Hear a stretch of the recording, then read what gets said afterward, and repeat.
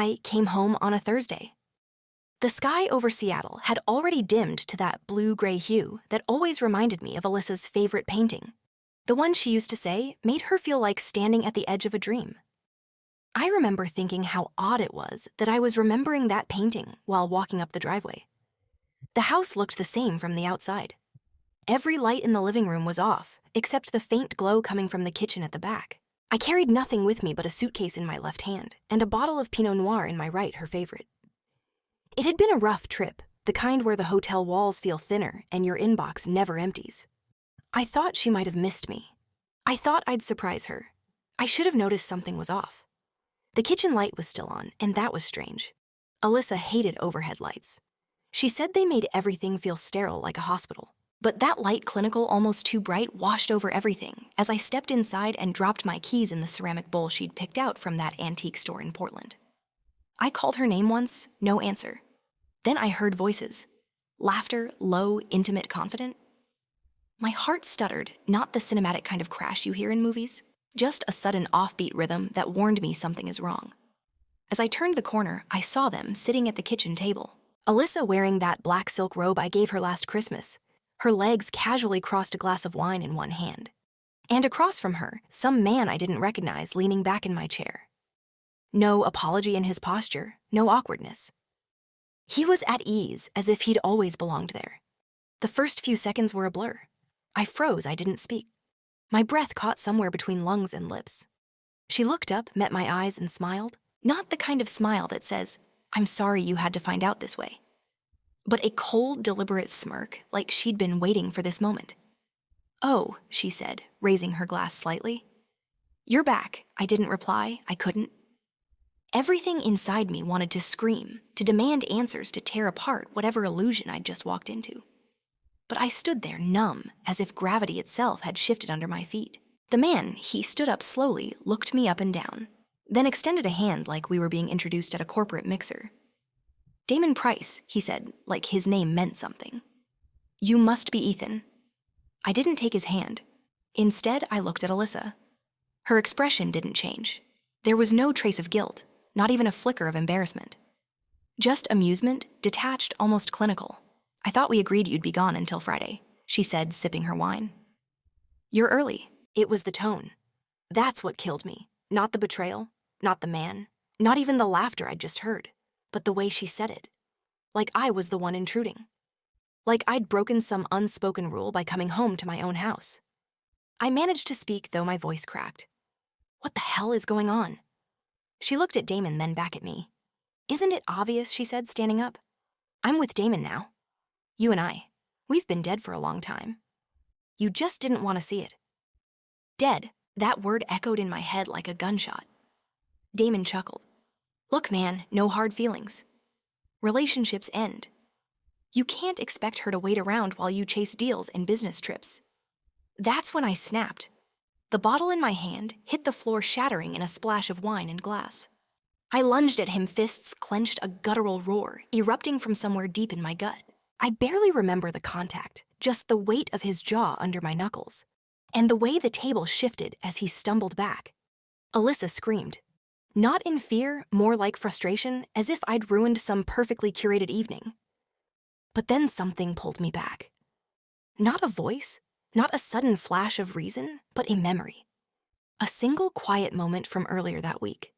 The blinking red light of the security camera in the hallway. I stepped back. I didn't want this. Not like this. Breathing heavily, I looked at them both. Damon wiped blood from the corner of his mouth, but his smirk remained. Alyssa crossed her arms, bored now, as if waiting for the final act to play out. "You think this is over?" I asked. She laughed. "No. Ethan, this is just beginning. You think this house, this company, this life, you built it alone. You wouldn't last a day without me." And then she delivered the final blow. Her voice sharp, venom-laced. "You couldn't even keep your wife. What makes you think you can keep anything else?" I left. I walked out, leaving behind a house that no longer felt like mine, a marriage that had decayed beyond recognition, and a woman I barely knew anymore. My hands were shaking. My heart pounded like it might split open. But even through the rage and humiliation, a small part of me, cold precise, began to think. Because she was wrong. This wasn't the beginning. This was the middle of a story. They thought I didn't know I was in, but I'd started writing a different ending long before I walked through that door. I drove for hours that night. I don't even remember where I went. Just that I ended up in a parking lot outside a diner watching headlights flicker across wet pavement. My phone buzzed endlessly. I didn't answer. I didn't need to. Because there was something they didn't know. 2 weeks ago, I'd hired a private investigator. Not because I suspected an affair. At least not initially. It was the bank records that didn't make sense. The new consultants Alyssa had insisted we hire for the firm. I felt something shifting. And when instincts whisper long enough, you learn to listen. What I didn't expect was the sheer depth of the betrayal. Now I had proof. Not just pictures, not just hotel receipts, emails, financial documents, video footage. Enough to destroy not only their illusion, but their intentions. They thought they were clever. But I had been quiet. Not blind, not broken, just waiting. And that night, as I sat in that empty parking lot, I stopped being a man who was betrayed. I became a man with a plan. I didn't sleep that night. The parking lot where I sat became a kind of purgatory, halfway between the man I was and the man I was about to become. The engine was off, the windows fogged. My phone kept buzzing, but I let it rot in the cup holder, like something dead. I refused to touch. For hours, I just stared at nothing. The kind of stare where your eyes are open, but your soul is sifting through wreckage. There was a photo of us in the glove box. Alyssa and I on our honeymoon in Big Sur, smiling, sunburned, stupid in love. I pulled it out at some point, stared at it for what felt like days. How did we get here? When did her eyes start looking through me instead of at me? When did my silence start becoming convenient for her lies? I wanted to scream, to punch a wall, to burn down every piece of this past she'd infected. But I didn't, I couldn't. Something colder than anger had taken its place. Something sharper. Purpose. By morning, I was outside Garrett Rhodes's office, coffee in one hand, the photograph in the other. Garrett wasn't the type to ask unnecessary questions. He was ex-military quiet, clean-shaven, with the kind of eyes that made you feel like he could dissect your whole life in a glance and leave the pieces in a neat pile. You were right, I told him, handing over the USB stick. It's worse than I thought. He plugged it in. We watched the security footage together. There it was, Damon entering the house while I was gone. Alyssa greeting him like a husband returning from war. Her laughter, their conversations. No hesitation, no secrecy. Just confidence like they'd already won. They're not just cheating on you, Garrett said. Voice flat. They're mocking you. I nodded. And they think I'm weak. He gave me a long look. Are you? I didn't answer, because the truth was, I didn't know, not yet. But that was about to change. Over the next few days, Garrett handed me everything. He had photos, emails, financial records. The man Alyssa had let into my house wasn't just some romantic mistake. Damon Price had a history-short prison stint for wire fraud, a sealed juvenile record for identity theft, and a series of failed startups that bled investors dry. He was a con artist, polished, persistent, dangerous. And Alyssa, she wasn't just complicit, she was helping him. My name was on almost everything we owned because I had built it. The company, the real estate, the investments. But Alyssa had influence. She was CFO of our firm, trusted with access numbers, decisions. Quietly, systematically, she had begun transferring assets, small moves at first cleverly disguised as operational reallocation. But Garrett's audit revealed the pattern. Alyssa was shifting funds into a shell company registered in Florida. A company that had Damon's name buried 2 layers deep in its ownership structure. They were bleeding me, and they thought I'd never notice. It hurt God, it hurt. Not just because of the betrayal, but because there was a time I would have given everything to protect her. Even now, some sick part of me still wanted to believe there was a version of her that loved me, that something had gone wrong along the way, that we could rewind. But that part of me, he had to die. The first thing I did was go to my attorney. Her name was Madison Clark, and she had the ruthless elegance of someone who'd spent 10 years cutting billionaires in half for sport. I walked into her office, dropped a thick folder of documents onto her desk, and said only one sentence. I want to freeze everything. Within 24 hours, we had injunctions filed on all joint accounts, asset freezes on corporate funds, and a court order blocking further withdrawals until an audit could be completed. Damon's little operation had just hit a wall. Alyssa called that night, the first time in days. Her voice was soft, not apologetic, just off. "You're being dramatic," she said. "This isn't how adults handle things." I laughed. I actually laughed. It surprised even me. "No," I said. "You're right, adults don't handle things like this. But wolves do." She paused. "Ethan, listen." Click, I didn't want to listen. Not anymore. I wasn't doing this for revenge. Not yet. I was doing it for clarity. For truth. For the cold satisfaction of knowing that I wasn't crazy, that I hadn't misread the signs, that I'd been betrayed deeply, deliberately, and that I still had time to rewrite the ending. But even amidst the planning, the strategy, the freezing of funds, and the signing of documents, I grieved. I grieved like a man who'd lost a limb. Because no matter how dirty it got, no matter how venomous the truth became, there had been love. Once, and it had been real, I remembered the little things her humming while brushing her teeth, her head resting on my chest during thunder, her terrible, wonderful habit of leaving notes in the fridge with dumb puns. "You gotta be kidding me" on cheese night. That version of her, the one who laughed with me, who held my hand in silence when my father died. That version was gone. And yet her ghost lingered in every room. I didn't sleep in our bed anymore. I couldn't. Instead, I laid down on the couch in my home office, surrounded by spreadsheets and legal documents. Night after night, the past haunted me. Not the betrayal, but the erosion. The slow fading of something I once called sacred Garrett. Came by one afternoon, dropped a folder on my desk. "You need to see this." Inside were screenshots of Alyssa's messages to Damon. Cold, strategic. She wasn't just seduced, she was orchestrating it. Calling me dead weight. Laughing at how easily I trusted her. My hands trembled. I asked Garrett to leave. When the door shut, I screamed. Not out of rage, but grief. Raw, guttural grief. The kind that rips out from your chest like it's trying to claw its way free. Then I wiped my eyes, stood up, and got to work. I drafted a new plan because now it wasn't just about protecting what was mine. It was about taking everything they thought they'd already stolen and using it to bury them both. And as I stared out the window that night, Seattle's rain painting streaks across the glass, I whispered to myself, not a prayer, not a curse, just a promise you thought I'd break. You thought wrong.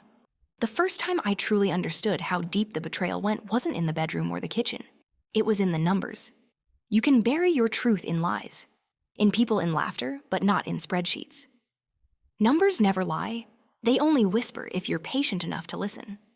Madison and her team tore through every ledger, every transaction, every digital corner Alyssa had touched in the last 6 months. At first glance, things still looked clean. Typical operating expenses, minor reallocations, invoices that checked out. But beneath that, tucked under shell corporations and deliberately vague line items, was a meticulous plan to siphon me dry. Garrett handed me a printout one evening, just one page, but it hit like a hammer. The shell company Alyssa had been funneling our firm's resources into wasn't just owned by some faceless third party. Its trail led directly back to a Florida holding firm registered to Damon Price. Not under his name directly, he wasn't that stupid, but through a sequence of proxies, each more obscure than the last. But it was him. It was always him. They were laundering money, my life's work, and it had started long before I ever saw him in my kitchen. I sat alone that night in my office, the city's lights twinkling through the rain-streaked windows. My hands were clasped together, not in prayer, but in restraint. There was a part of me still raw, still bleeding, that wanted to drive across town. Drag Damon out of whatever smug loft he was squatting in, and remind him that some men still believed in fire over lawyers, but I wasn't that man anymore. Or maybe I was, but I was learning to tame him. Instead, I picked up the phone. I called Madison. Build the case, I told her. Not just for divorce, for fraud, for theft. I want every thread tied to their names exposed, and I want them strangled by it. She didn't hesitate. Understood. The next step was freezing the company accounts. Not just the joint ones, but the discretionary ones that Alyssa had access to as CFO. Madison filed the motions, and within 48 hours, the firm's financials were locked tight. The bank alerted me to attempted wire transfers from one of our sub-accounts. Late at night flagged as suspicious, Alyssa was scrambling. Good, but the real checkmate was what came next. Garrett had pulled Damon's full background. It was worse than I imagined. He wasn't just a failed entrepreneur with a record. He was a career fraudster. His stint in prison 5 years ago had ended in a plea deal. But whispers in financial circles suggested he'd flipped on bigger players. His fingerprints were all over. Shell companies connected to offshore tax havens and illicit crypto schemes. And now he was back using Alyssa as a front to start the cycle all over again. Only this time I wasn't their next victim. I was their reckoning. I started documenting everything. Every call, every message, every transaction.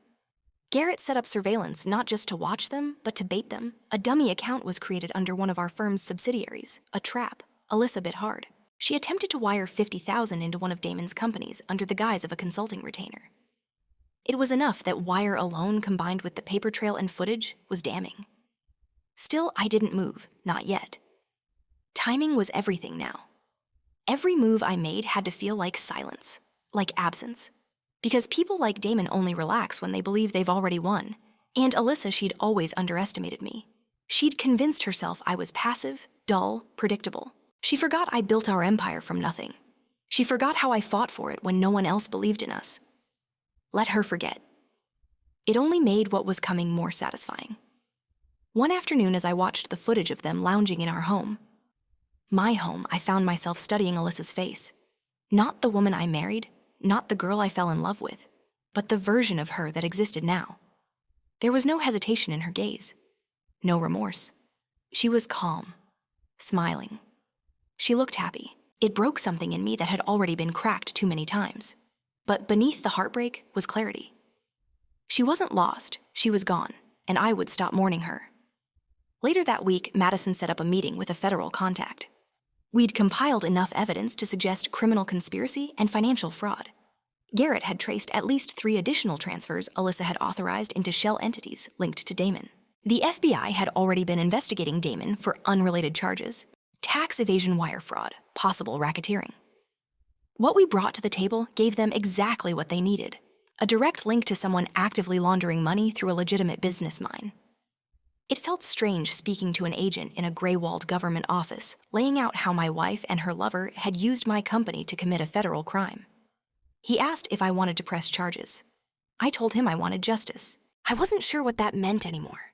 Did I want them to rot in prison? Maybe, but more than that, I wanted them to feel the collapse. To watch the empire they thought they were stealing turn into dust in their hands.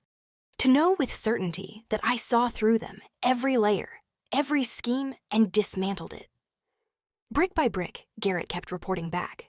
Damon had started getting sloppy. He was gambling again, flashing cash, making quiet waves in local poker circles.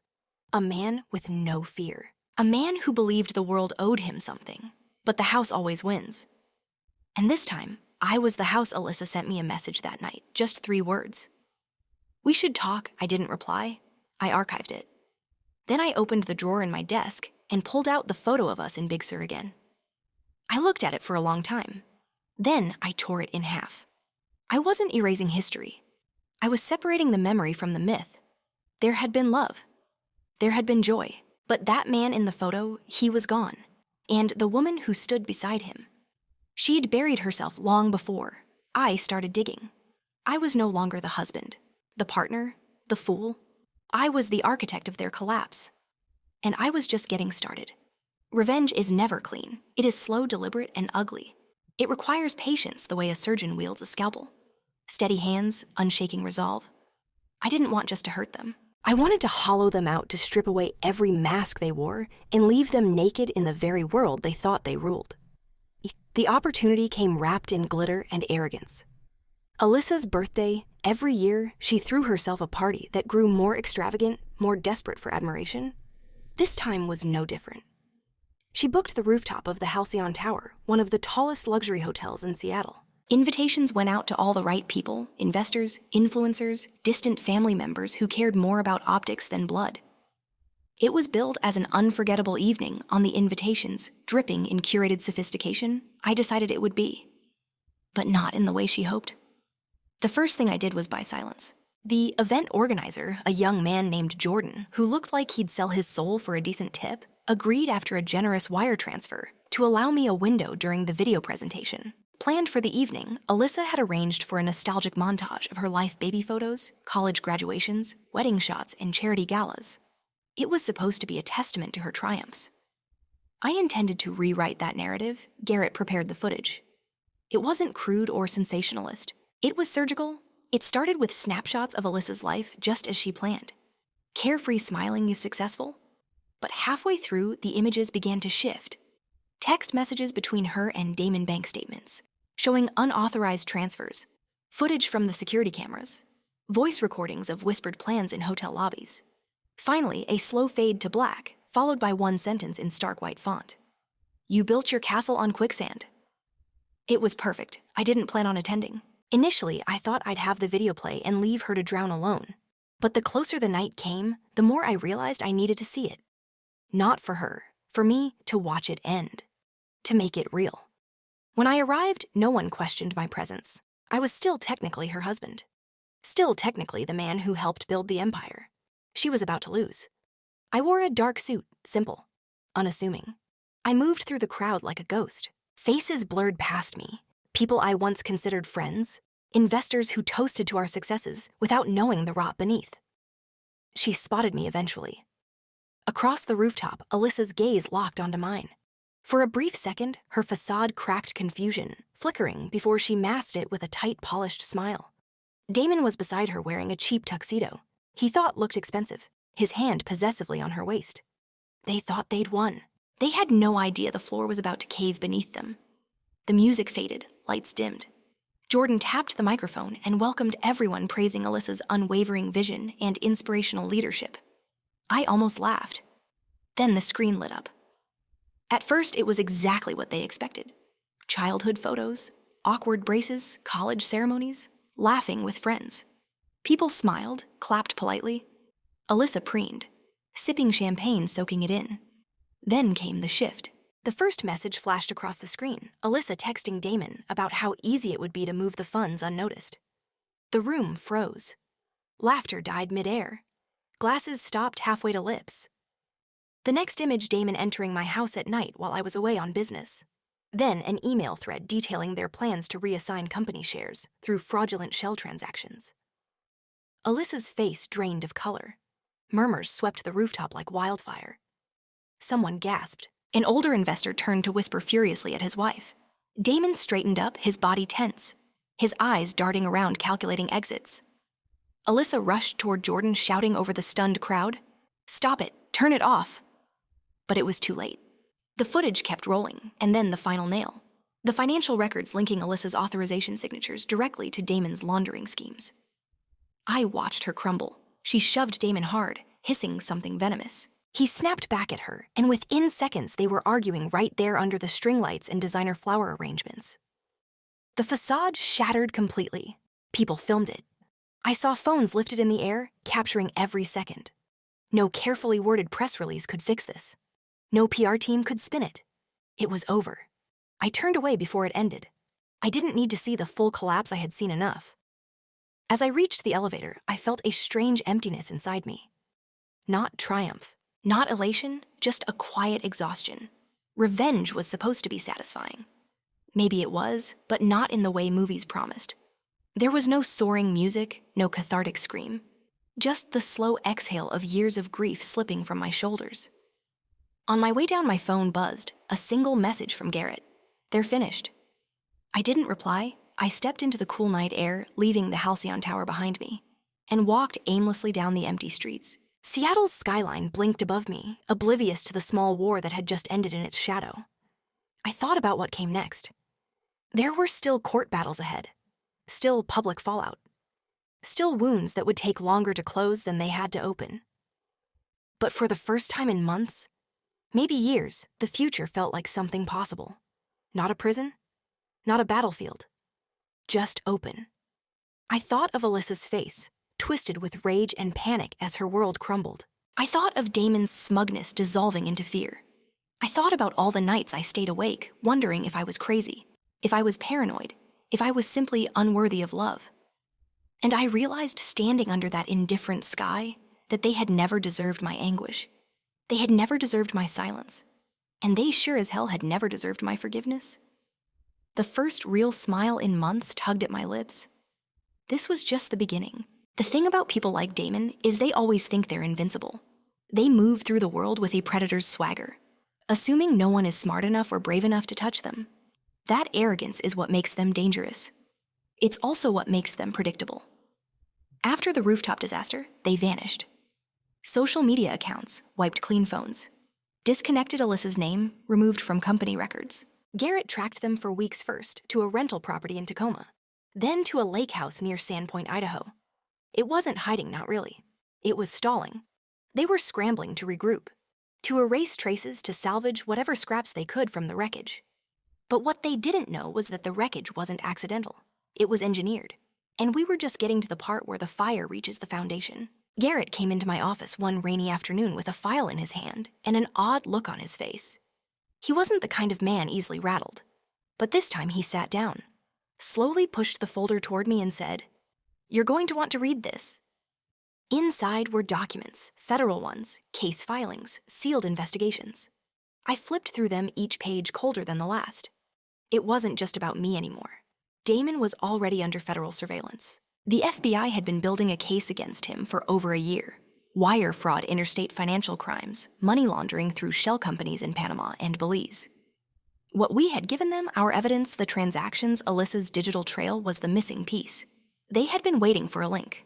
We gave them two. I agreed to cooperate. It didn't take long. Garrett had compiled everything meticulously. Every document, every timestamp, every bank transfer. The agents barely spoke during our first meeting. They just nodded as they read, flipping pages, highlighting lines. I wasn't a victim anymore. I was a witness, and my testimony would bury them both. 2 weeks later, they were found. Garrett texted me a photo, the lake house surrounded by unmarked cars and agents in windbreakers. Damon tried to run. He made it 300 yards into the woods before they tackled him. Alyssa didn't resist. She stood on the porch barefoot in a hoodie that wasn't hers, looking like someone who had finally run out of places to hide. They were both taken into custody. I didn't go to the arraignment. I watched it online. Damon looked smaller somehow without the ego. The orange jumpsuit flattened him, stripped away the illusion of charm. Alyssa looked older. Not physically, but in her eyes. The way she scanned the courtroom, as if trying to find a version of herself she could still believe in. The charges were read one by one: conspiracy to commit wire fraud, money laundering, embezzlement, breach of fiduciary duty, federal racketeering statutes. The room was dead silent, except for the shuffle of paper and the clicks of distant keyboards. I listened. I didn't blink. She pled, not guilty. Of course she did. I don't know if it was delusion or hope or simply the refusal to admit it was over. But she looked straight ahead, jaw-tight posture, flawless. Damon pled not guilty as well. His attorney tried to paint him as a scapegoat claimed. Alyssa had manipulated him, not the other way around. I almost laughed, almost. But there was no joy in this part. Just a low, bitter ache where the love used to live. A few days later, my lawyer called to say Alyssa had submitted a statement requesting a private mediation before the trial. She wanted to avoid further media attention. She wanted a deal. I said no. Let the trial come. Let the evidence speak. Let the world see Garrett found more too. A hidden account under Damon's alias, offshore. Over $200,000 in cryptocurrency tied back to the money they stole from the firm. We turned it over. The federal case expanded. Investigators were already circling 2 of Damon's former associates, and Alyssa's involvement made her an accessory in more than just theft. It tied her to organized fraud. She was going to prison. It hit me one night, weeks after their arrest. I was standing in the kitchen, the same kitchen where this all began. The silence was heavy, like fog pressing into my chest. I thought about the first time I saw her there, smiling at me across a bowl of cereal. The first time she told me she loved me. The first time we danced in that room to no music at all. Now the same walls felt like ruins. A battlefield after the war. I didn't cry. I had nothing left to bleed. Instead, I opened the drawer where I kept her last letter. She had written it from jail weeks before the hearing. It was postmarked with shaky handwriting. Inside, just a few paragraphs. She said she was sorry, that she didn't know how it had gone so far, that she had loved me once, that she didn't expect forgiveness, only understanding. I didn't read it again. I'd read it once, months ago, memorized the rhythm of her regret, but I couldn't hold on to it. Not anymore, so I burned it. Watched the paper curl into black, her words dissolving into ash, not out of hatred, out of necessity. Forgiveness wasn't the point, survival was. They were gone now, stripped of their freedom, their influence the identities they wore like armor. Damon would likely serve a decade, maybe more, depending on what else surfaced. Alyssa's fate was still unfolding. But it didn't matter. Not to me, because in the end, this was never about revenge. Not really. It was about reclaiming my name, my life, my silence. It was about the man I was before her, and the one I became in spite of her. It was about knowing I had faced fire and walked through it without burning. Total destruction wasn't fire and brimstone. It wasn't dramatic. It was slow erosion, quiet justice. The kind that doesn't roar, it whispers. And when it whispers loud enough, the guilty fall. I stood in that kitchen exhaling into the cold and realized something I hadn't felt in a long time. Peace, not because she was gone, but because I was still here. There's a moment after the storm ends where everything feels suspended. The world doesn't rush back in. It waits like it's giving you a chance to catch your breath, to decide what kind of person you'll be once the wreckage settles. That was where I found myself. In the weeks following the trial after the sentencing hearings were set, I began the slow process of disappearing. Not from life, but from the life I had built with her. The house was the first to go. I sold it quietly with no fanfare. The buyers didn't ask why the master bedroom still had a faint echo, or why one of the floorboards in the hallway was slightly raised, where I'd once hidden a key. Only Alyssa and I knew about. It didn't matter anymore. The house had already stopped being mine. The moment she laughed at me in that kitchen, I moved to Colorado Boulder specifically, a quiet wooded edge of town. No one knew my name, and that was the entire point. I traded glass towers and boardrooms for silence and pine trees. My company could run without me now. I made sure of that. I delegated sold-off shares, kept just enough control to sleep at night. Freedom came at a cost, but the price no longer scared me. In my new home, I kept almost nothing. No wedding photos, no souvenirs. Just a single framed picture tucked away in the drawer of my writing desk.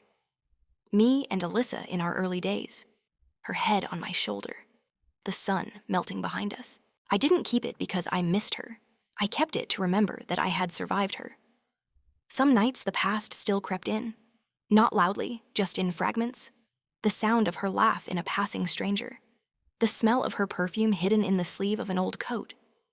Grief isn't a storm, it's a season. And even after the snow melts, the earth remembers the cold. Then one morning, a letter arrived. There was no return address, but I knew the handwriting. I would have known it in the dark. My name written in the same looping, elegant style I used to see on love notes tucked under my coffee cup. It had been months since the trial, I almost threw it away. But something made me open it inside a single page. She wrote that she was sorry. Again, but this time the words felt different. They didn't plead, they didn't blame. They simply acknowledged. She said prison gave her time to think, to strip away the excuses. She said that when the noise faded, all she could hear was her own voice and that it was ugly. She said she regretted it all, not just losing me, but losing herself. She said she missed the woman she was when she loved me. At the bottom she wrote, "You won't write back. I don't deserve that. But I needed you to know I remember who I was with you. And I'm sorry for killing that version of myself." I folded the letter in half, then quarters, and dropped it into the fireplace. I didn't burn it out of anger. I burned it because I didn't need it anymore. I didn't need closure from her. I didn't need her remorse. I didn't need her to name the wounds she gave me in order for them to heal. Some scars exist beyond apologies. Some peace can't be given, it has to be built. And I had built mine. I started teaching again. Not at a university, not in some formal sense, but local workshops, mentoring young engineers and developers. There was a peace in sharing what I knew without trying to climb higher. I stopped needing ladders, I was learning how to be still. My mornings were slow, coffee brewed quietly. No inbox to conquer, no voice echoing from the bathroom asking where I left the toothpaste.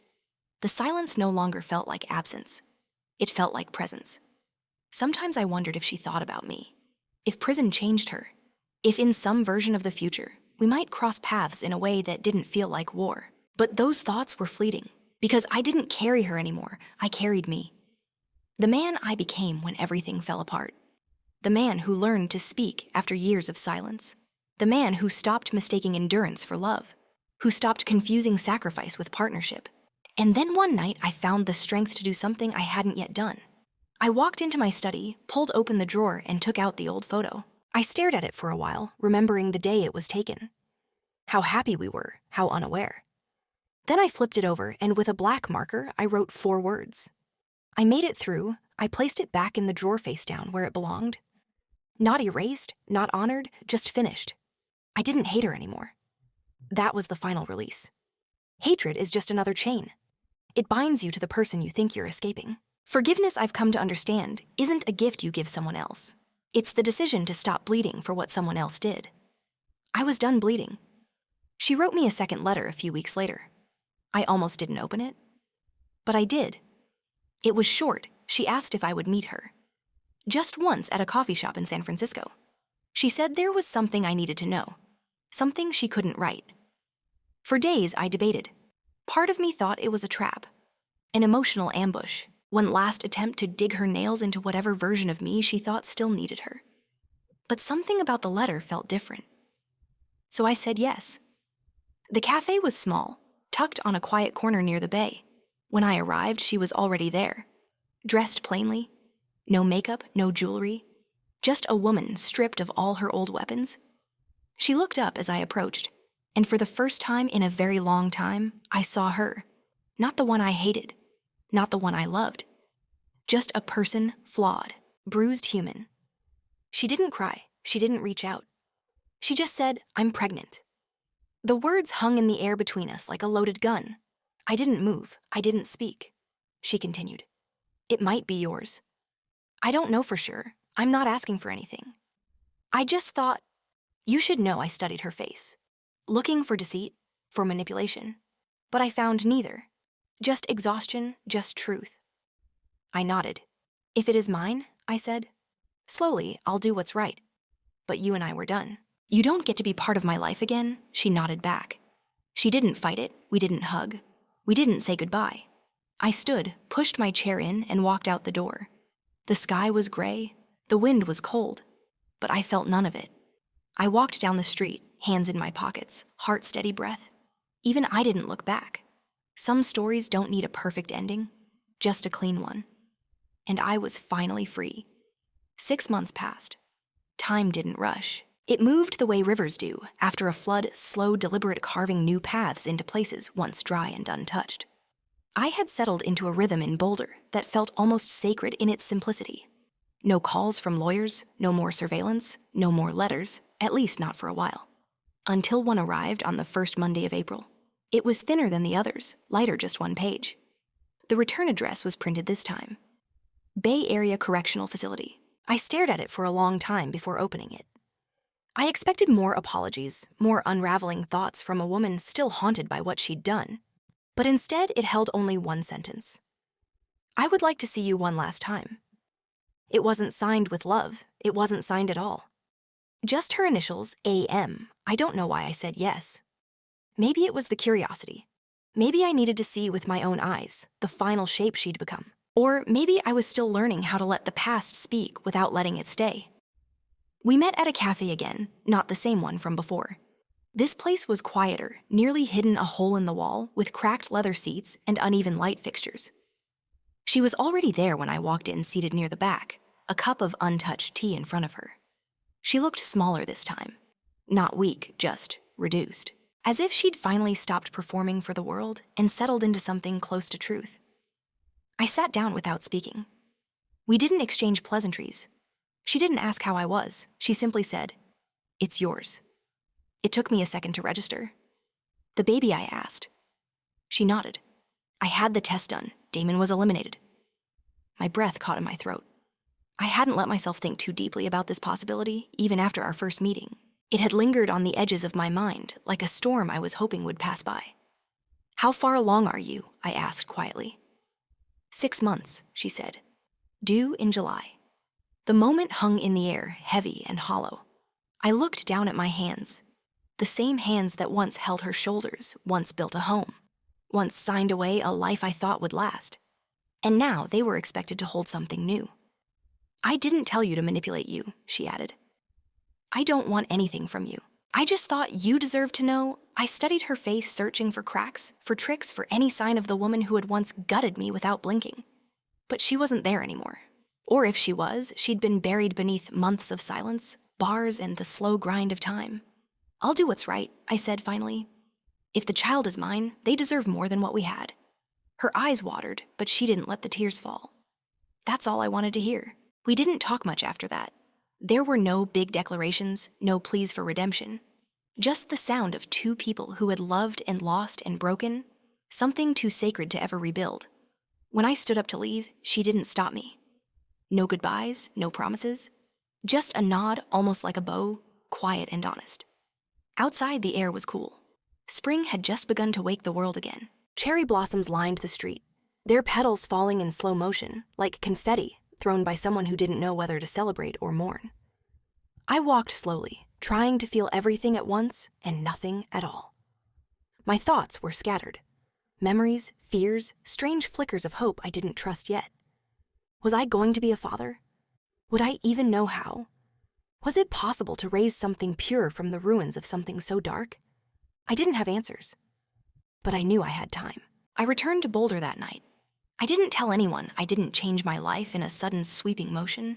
I didn't paint a nursery or order baby books. I just let the idea settle like fog on a field. Gentle, uncertain. Real weeks passed.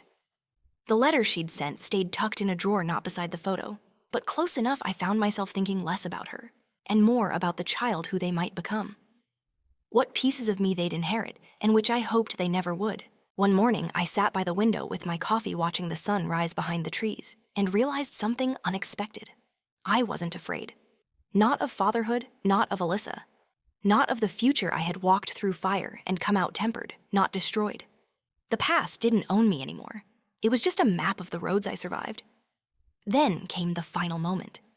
A phone call from her lawyer Alyssa had entered a plea deal. She would serve reduced time in exchange for full cooperation in Damon's remaining investigations. She'd be eligible for early release after the baby was born. He asked if I wanted to be notified when it happened. I paused. Then I said, no, I didn't need to know when her sentence ended. That part of the story was already closed. If she kept her word, if she truly meant what she'd written, then she'd let go too. And if she didn't, well, I was ready. Because now everything that mattered was ahead of me, not behind. I left the house that afternoon and walked into town. The light was sharp, the breeze soft. There was a bookstore I liked on the corner. I bought a blank journal. No lines, no prompts. Just empty pages waiting to be filled. On the first page, I wrote one sentence. This is where the real story begins. Then I closed the cover, stepped back onto the sidewalk, and kept walking. I didn't look back. Not once. And this time, I didn't need to remind myself that I survived. Because now I was finally living.